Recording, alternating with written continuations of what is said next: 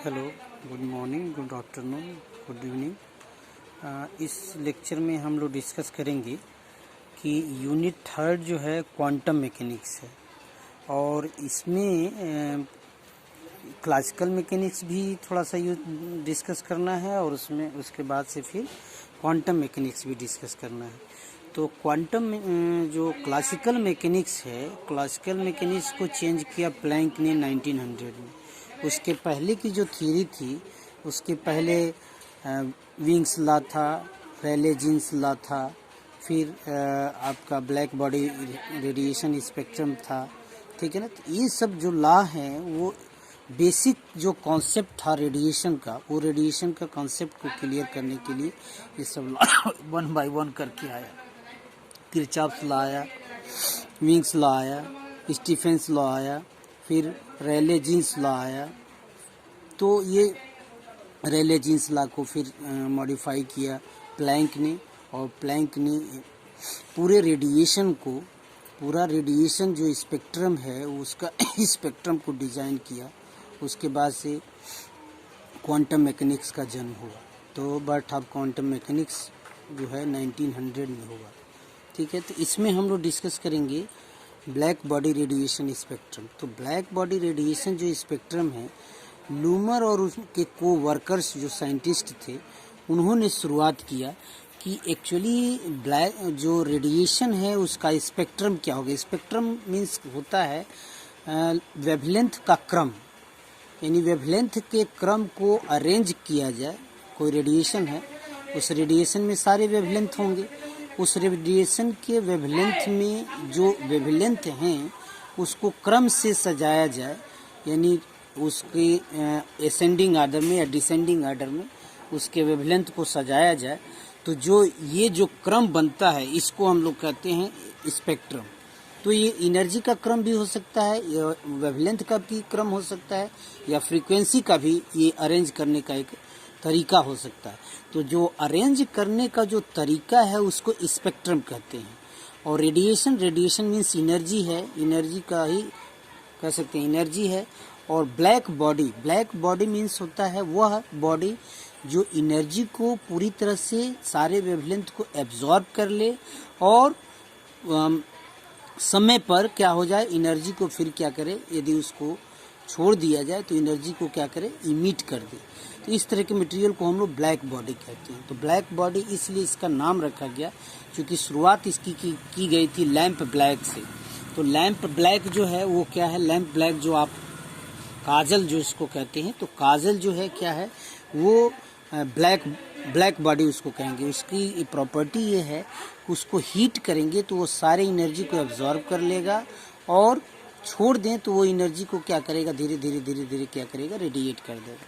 तो इस तरह इसको क्या कहते हैं, black body radiation, black body उसको कहते हैं। तो ब्लैक बॉडी रेडिएशन जो है इसको हम लोग ल्यूमर और को वर्कर ने इसको देखने का प्रयास किया कि कहीं से रेडिएशन आ रहा है तो उस रेडिएशन का स्पेक्ट्रम क्या होगा, यानी वेवलेंथ का क्रम क्या होगा, या एनर्जी का क्रम क्या होगा, और उससे क्या कॉन्सेप्ट निकल रहा है। इन्होंने कई तरह के कॉन्सेप्ट निकालने का प्रयास किया और इसको देखने का प्रयास किया। जैसे आपको एग्जाम्पल के तौर पर देखें कि एक आयरन है, आयरन को आप हीट करिए, तो हीट करेंगे तो तुरंत क्या होगा, वो चेरी रेड दिखेगा, ठीक है ना, डल रेड दिखेगा, थोड़ा सा फिर चेरी रेड दिखेगा, फिर उसके बाद से फिर थोड़ा सा येलोइश दिखेगा, फिर लास्ट में क्या होगा, वाइट दिखेगा। तो जैसे देखें तो ये वेवलेंथ का क्रम हो गया, यानी डल रेड है, डल रेड का मतलब क्या है, वो हाई वेवलेंथ हो गया उसका। थोड़ा सा चेरी रेड हुआ तो और थोड़ा सा कम वेवलेंथ हुआ। उसके बाद से फिर क्या हुआ, थोड़ा सा मान लीजिए कि येलोइश हुआ तो और वेवलेंथ कम हुआ, वाइट हुआ तो और वेवलेंथ कम होगा विजिबल रेंज में। तो ये वेवलेंथ का क्रम हो गया, यानी क्या कहें, इसको कह सकते हैं कि हमने टेम्परेचर बढ़ाते जाएं, तो टेम्परेचर बढ़ाते जाएं तो ये देखेंगे कि आयरन जो है क्या है, पहले डल रेड था, फिर उसके बाद से चेरी रेड होगा, फिर येलो कलर का होगा, फिर क्या होगा, वाइट कलर का होने लगेगा। इससे ये कॉन्सेप्ट इन्होंने निकालने का प्रयास किया कि यदि हम टेम्परेचर बढ़ाएं तो वेवलेंथ डिक्रीज करेगा, तो वेवलेंथ इसके बाद से ये जो कॉन्सेप्ट निकला, तो इसके बाद से विंग्स ने ये कॉन्सेप्ट निकालने का प्रयास किया ब्लैक बॉडी रेडिएशन स्पेक्ट्रम से, कि जब हम टेम्परेचर बढ़ाते हैं किसी मटेरियल का तो उसका क्या होगा, उसका वेवलेंथ डिक्रीज करेगा। तो इसको कहा गया विंग्स डिस्प्लेसमेंट लॉ। तो विंग्स डिस्प्लेसमेंट लॉ कहा गया। इसमें इस एक्सपेरिमेंट में जैसे देखें एक्सपेरिमेंटल अरेंजमेंट दिया हुआ है।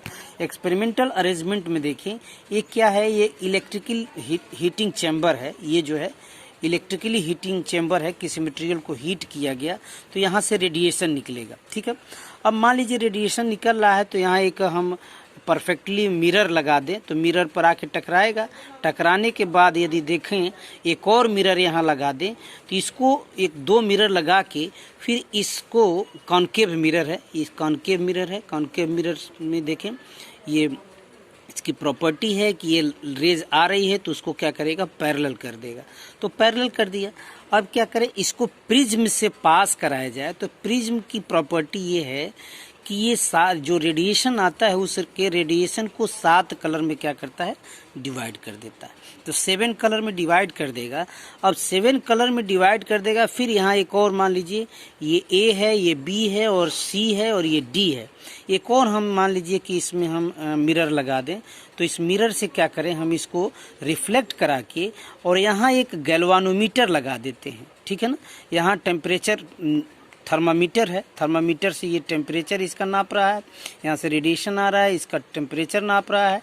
और यहाँ गैल्वानोमीटर में डिफ्लेक्शन होगा इस रेडिएशन से, तो यहाँ डिटेक्टर लगा हुआ है, वो डिटेक्ट करके ये बताएगा कि इसकी वेवलेंथ कितनी है। तो गैल्वानोमीटर में डिफ्लेक्शन होगा और डिफ्लेक्शन से क्या होगा, बोलोमीटर जो है, बोलोमीटर से नापते हैं टेम्परेचर, टेम्परेचर मेजर करेगा। उसके साथ साथ क्या होगा, ये फिर उसके वेवलेंथ को मेजर करेगा। ठीक है ना। तो यहाँ से देखें बोलोमीटर को कनेक्ट करते हैं सेंसिटिव गैल्वानोमीटर से, और डिफ्लेक्शन जो गैल्वानोमीटर की होती है वो स्पेक्ट्रल रेडिएशन होगा। तो ये स्पेक्ट्रल रेडिएशन जो है इसकी एनर्जी को ई लैम्डा से, यानी पर्टिकुलर वेवलेंथ पर, कोई वेवलेंथ ले लेते हैं, उस वेवलेंथ पर उसकी एनर्जी कितनी होगी, वहाँ से एनर्जी डिटेक्टर से निकाला जा सकता है। डिटेक्टर से डिटेक्ट करके एनर्जी निकाला जा सकता है।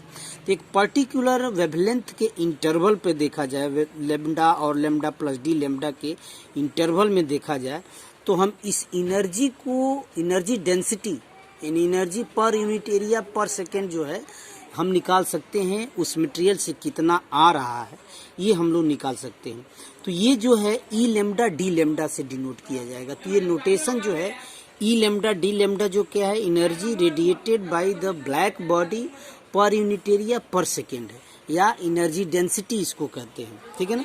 तो total energy emitted per unit area जो है, per unit area per second rapidly increased with the temperature. अब जो टेम्परेचर बढ़ाएंगे तो ये एनर्जी जो है, एनर्जी डेंसिटी जो है वो क्या होगा, बढ़ेगा। इसको स्टीफेंस ने, बाद में स्टीफेंस लॉ आया तो स्टीफेंस ने एनर्जी के लिए एक फार्मूला भी दिया कि E is directly proportional to the T⁴। Temperature बढ़ेगा तो इस टेम्परेचर के 4th पावर के प्रोपोर्शनल होगा E, यानी टेम्परेचर बढ़ेगा तो वैसे एनर्जी क्या होगी, बढ़ती जाएगी, रेडिएशन की एनर्जी बढ़ती जाएगी। ठीक है ना। तो इसको स्टीफेंस लॉ कहते हैं। तो स्टीफेंस लॉ जो है ई लैम्डा डी लैम्डा 0 से इनफाइनाइट तक यदि वेवलेंथ ले लेते हैं तो उसमें क्या होगा, ये सिग्मा T⁴, सिग्मा क्या है, स्टीफेंस कांस्टेंट है। तो ये यानी सीधे इसको कह सकते हैं E is directly proportional to the T⁴। इसी को हम लोग क्या कहते हैं, इसको हम लोग कहते हैं स्टीफेंस लॉ। ठीक है ना। तो स्टीफेंस लॉ, अब स्पेक्ट्रल एनर्जी से कुछ यहाँ से जांच देखें, यहाँ से इन्होंने कंक्लूजन निकाला, इनके ग्रुप ने कुछ कंक्लूजन निकाला कि spectral radiation is maximum at particular temperature. Particular temperature पर वो मैक्सिमम रेडिएशन होगा एट पर्टिकुलर वेवलेंथ। पर्टिकुलर कोई वेवलेंथ ले लें और उस पर्टिकुलर वेवलेंथ के करस्पॉन्डिंग यदि हम स्पेक्ट्रल एनर्जी निकालें तो वो मैक्सिमम होगा, वो मैक्सिमम उसकी पर्टिकुलर वैल्यू होगी। and increase in temperature cause in increase in energy emission in all wavelength. जिस वेवलेंथ पर आप यदि कोई एक पर्टिकुलर वेवलेंथ ले लीजिए, उस पर्टिकुलर वेवलेंथ पर यदि टेम्परेचर इंक्रीज किया जाए तो क्या होगा, एनर्जी क्या होगी, उसी क्रम में क्या होगी, इंक्रीज करेगा। ये इन्होंने कंक्लूजन निकाला। चौथा कंक्लूजन इन्होंने ये निकाला कि increase in temperature cause the decrease in wavelength lambda. जैसा अभी हमने एग्जाम्पल दिया है कि पहले आयरन जो है हीट करते हैं, टेम्परेचर बढ़ाते जाएं और हीट करते जाएं, तो पहले क्या होगा, डल रेड होगा, फिर उसके बाद से चेरी रेड होगा, उसके बाद से फिर क्या होगा, थोड़ा सा येलो कलर का होने लगेगा, फिर उसके बाद से फिर क्या होगा, वाइट कलर का होने लगेगा। इसका मतलब ये हुआ कि टेम्परेचर ज्यों-ज्यों हम इंक्रीज कर रहे हैं तो उसका वेवलेंथ क्या हो रहा है, डिक्रीज हो रहा है। ठीक है ना। तो ये जो है, ये कंक्लूजन इन्होंने निकाला रेडिएशन स्पेक्ट्रम से कि increase in temperature causes the decrease in wavelength lambda maximum, where lambda M is a wavelength for which energy emitted in maximum. तो एनर्जी मैक्सिमम जितना होगा उस पर पर्टिकुलर वेवलेंथ निकाला गया जिस पर एनर्जी क्या हो, मैक्सिमम हो। तो यहाँ से देखें एक कॉन्सेप्ट निकल के आया, एक अब फार्मूला निकल आया कि लैम्डा मैक्सिमम इंटू टी जो वो क्या होगा, कांस्टेंट होगा। यानी ये बढ़ेगा, टेम्परेचर बढ़ेगा तो वेवलेंथ घटेगा, या वेवलेंथ बढ़ेगा तो क्या होगा, टेम्परेचर घटेगा। ठीक है ना। दोनों क्या होंगे, कांस्टेंट होंगे। तो जहां वेवलेंथ बढ़ रहा होगा वो क्या होगा, फिर टेम्परेचर क्या होगा, घट रहा होगा। ठीक है ना। तो वेवलेंथ बढ़ रहा है तो वहां टेम्परेचर घटेगा। कम वेवलेंथ पर, यानी ज़्यादा वेवलेंथ पर टेम्परेचर क्या होगा, कम होगा। और लो वेवलेंथ पर, यानी लो वेवलेंथ पर क्या होगा, टेम्परेचर बहुत हाई होगा। तो यहाँ से कॉन्सेप्ट निकला, this is known as the Wien's displacement law. इसी को क्या कहते हैं, विंग्स डिस्प्लेसमेंट लॉ कहते हैं। तो ये Wien's displacement law, it means that the as temperature increases it emit more and more radiation of shorter wavelength. यानी ज्यों ज्यों हम टेम्परेचर बढ़ाते जाएंगे, तो यहाँ से हमको कंक्लूजन ये निकला कि ज्यों ज्यों टेम्परेचर हम किसी मटेरियल की बढ़ाते जाएं, ब्लैक बॉडी कह लीजिए, ब्लैक बॉडी की हम टेम्परेचर बढ़ाते जाएं तो क्या होगा, वो जो एनर्जी जो रेडिएट हो रही है वो शॉर्टर और शॉर्टर वेवलेंथ के लिए वेवलेंथ क्या होगा, शॉर्टर और शॉर्टर होता चला जाएगा। ठीक है ना। इसको हम लोग ग्राफ से देख सकते हैं। देखिए लो टेम्परेचर पर पीक कहाँ है, थोड़ा सा हाई रेंज में है। ठीक है। और जरा से देखिए, और थोड़ा सा टेम्परेचर बढ़ा दिए तो ये पीक क्या हो गई, इधर शिफ्ट हो गई। फिर और जरा सा देखिए, टेम्परेचर बढ़ा दिया, 1295 केल्विन कर दिया, और पीक शिफ्ट हो गई लोअर साइड में। और यदि इसको बढ़ा दें तो और पीक शिफ्ट हो गई, और इसको बढ़ा दें तो और पीक शिफ्ट हो गई। यानी यहाँ थी पीक, फिर यहाँ हो गई, फिर पीक यहाँ आ गई, फिर पीक यहाँ आ गई, फिर पीक क्या हो गई, यहाँ आ गई। यानी लोअर साइड में जो वेवलेंथ है वो वेवलेंथ लोअर साइड में शिफ्ट हो रहा है। टेम्परेचर बढ़ाते जा रहे हैं एनर्जी बढ़ती जा रही है, लेकिन वेवलेंथ क्या हो रहा है, घटता जा रहा है। और घट के कहाँ जा रहा है, विजिबल रीजन में जा रहा है। तो ये क्या है, ब्लैक बॉडी रेडिएशन स्पेक्ट्रम का ये कंक्लूजन्स हैं। इस कंक्लूजन के आधार पर फिर विंग्स डिस्प्लेसमेंट लॉ आया। ठीक है ना। तो विंग्स डिस्प्लेसमेंट लॉ इसके आधार पर कर सकते हैं।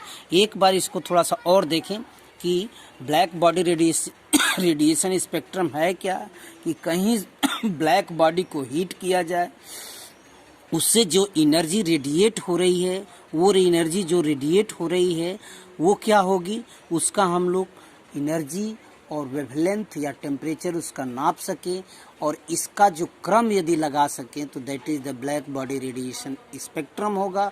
उसको ब्लैक बॉडी रेडिएशन स्पेक्ट्रम कहेंगे। इसमें से कुछ कंक्लूजन निकाला जा सकता है। जैसे पहला कंक्लूजन क्या है कि total energy emitted per unit area per second rapidly इंक्रीजेड with temperature. तो टेम्परेचर के साथ क्या होगा, ये इंक्रीज करेगा। टेम्परेचर बढ़ाएंगे तो एनर्जी बढ़ता चला जाएगा। इसी को कहते हैं स्टीफेंस लॉ। ठीक है ना। स्टीफेंस लॉ कहते हैं E is directly proportional to the T to power 4, ठीक है ना। E is directly proportional to the T to power या सिग्मा टी टू पावर 4 होगा, ठीक है ना। तो विंग्स इसको हम कहते हैं स्टीफेंस लॉ। स्टीफेंस लॉ के थ्रू, और दूसरा जो कंक्लूजन इन्होंने निकाला कि spectral radiation is maximum at the particular temperature and particular wavelength. एक पर्टिकुलर वेवलेंथ और पर्टिकुलर टेम्परेचर ले लिया जाए तो उस पर क्या होगी, जो एनर्जी जो होगी, रेडिएशन का स्पेक्ट्रम जो होगा वो क्या होगा मैक्सिमम हो। उसी तरह से तीसरा कंक्लूजन इन्होंने निकाला कि an increase in temperature causes an increase in energy in the emission for all wavelength। तो an increase in temperature causes an increase in energy। Temperature बढ़ेगा तो इमिशन की एनर्जी क्या होगी, बढ़ेगी फॉर आर वेवलेंथ, किसी भी पर्टिकुलर वेवलेंथ के लिए ले लीजिए। चौथा, an increase in temperature causes the increase in wavelength where lambda m is the wavelength of for which energy emitted is the maximum, ठीक है ना। तो लैम्डा एम यानी मैक्सिमम एनर्जी के लिए जो वेवलेंथ होगा lambda m into T equal to constant होगा। This is known as the Wien's displacement law, ठीक है। It means that as the temperature increases it emits more and more radiation of the shorter wave. ज़्यादा से ज़्यादा radiation emit करेगा, लेकिन उसका wavelength क्या होगा, और छोटा ऐसे छोटा होता चला जाएगा। इसको हम लोग ग्राफ से देख सकते हैं कि वेवलेंथ कैसे डिक्रीज कर रहा है।